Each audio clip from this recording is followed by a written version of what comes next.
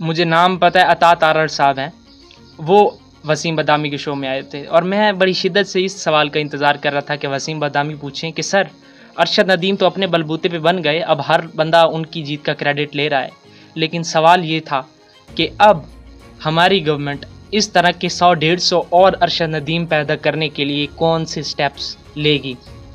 अरशद नदीम चढ़ते सूरज हैं, सब सलाम ठोक रहे हैं, जो कि बनता भी है। उनको तो मैं कहता हूँ दुनिया जहान की खुशियाँ ला के उनके कदमों में फेंक दें, इतना वो डिज़र्व करते हैं, क्योंकि एक ऐसे इंफ्रास्ट्रक्चर से अरशद नदीम आते हैं जहां आप सोच सकते हैं कि क्या है, हमारे पाकिस्तान में कुछ भी नहीं है। जब पंजाब स्पोर्ट्स बोर्ड के जो रिहाइश गाह है वहाँ पे वो रह रहे थे और अब्दुल रज़ाक उनसे मिलने जाते हैं और वो उनका बेड देखते हैं तो वो कहते हैं कि ये बेड, इस बेड पे आप सोते हैं तो आपकी थकन उतर जाती है। तो उन्होंने कहा बस ठीक है, रोटी मिलती रहे यही बहुत है। तो वो रोटी पर ही खुश थे और रोटी पर गुजारा करके उन्होंने आपके लिए गोल्ड मेडल ओलंपिक का ला दिया। उनका दूसरे एथलीट्स के साथ कहीं भी आप मवाजना नहीं कर सकते फैसिलिटीज़ के मामले में। लेकिन मेरी ये बात है कि अब हमारी गवर्नमेंट उस तरह के 100-150 अरशद नदीम पैदा करने के लिए कौन कौन से स्टेप्स लेगी। क्या उनको वर्ल्ड लेवल की फैसिलिटीज़ दी जाएंगी। एक वीडियो और है जो कि एक इंडियन पॉलिटिशियंस हैं वो तकरीर करते हैं, वो तकरीर आप पहले सुनिए। जब तक नीरज चोपड़ा ने स्वर्ण पदक नहीं जीता था भाला फेंकने में, जेवलिन में, तब तक उसके लिए सरकार ने क्या किया था। अभिनव बिंद्रा जिसने पहला स्वर्ण पदक जीता शूटिंग के अंदर, उसके पहले शूटिंग के पहले जब किया था तो सरकार ने उसके लिए क्या किया था, या उसके एसोसिएशन फेडरेशन ने क्या किया था। मैं ये जानना चाहता हूं सरकार से कि ओलंपिक्स में, एशियन गेम्स में, वर्ल्ड चैंपियनशिप्स में भेजने से पहले आप उनके लिए क्या करते हैं। जीत के आने के बाद तो आप न जाने क्या क्या चीज उनको देते हैं जो मिलना भी चाहिए।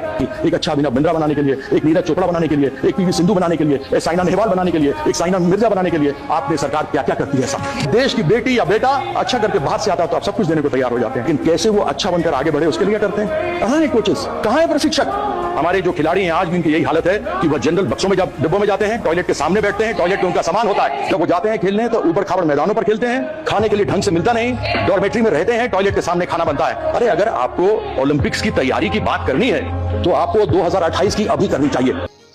जी, तो अब आप वो क्या कह रहे हैं कि हम जानते हैं कि जब भी कोई बंदा गोल्ड मेडल जीतता है तो हम उन पे दुनिया जहान की जो चीज़ें हैं वो उन पर निछावर करते हैं, लेकिन गोल्ड मेडल लाने से पहले एक नॉर्मल एथलीट्स थे, तब हम उनको कौन सी फैसिलिटीज़ प्रोवाइड करते हैं। असल बात ये है, अब मज़ा तो तब है, असल बात तो तब है कि अगले ओलंपिक्स में पाकिस्तान की तरफ से 100 एथलीट्स, 100 नहीं तो 50 एथलीट्स तो पार्टिसिपेट करें।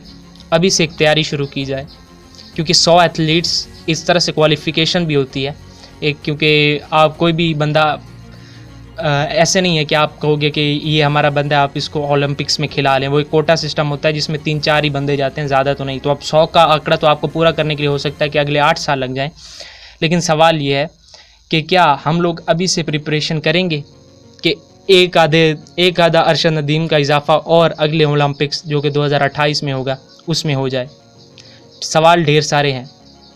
अब अरशद नदीम को ढेरों खुशियाँ मुबारक हों, बहुत सारे इनामात उनके लिए दिए गए हैं और मैं चाहता हूं कि वो जो इनामात हैं वो ऐलानात की हद तक ना रहें, वो उनको मिलें भी, लेकिन इसके साथ साथ ये भी मेक श्योर हो हमारी गवर्नमेंट की तरफ से कि अब नए एथलीट्स के लिए वर्ल्ड क्लास फैसिलिटीज़ दी जाएं और हमें हमारे स्पोर्ट्स के बजट को इंक्रीज़ करने की ज़रूरत है, जिससे कि ये अरशद नदीम जैसे और खिलाड़ी पैदा हों जिनमें क्रिकेट के अलावा भी कोई स्पोर्ट्स खेलने का जज्बा पैदा हो।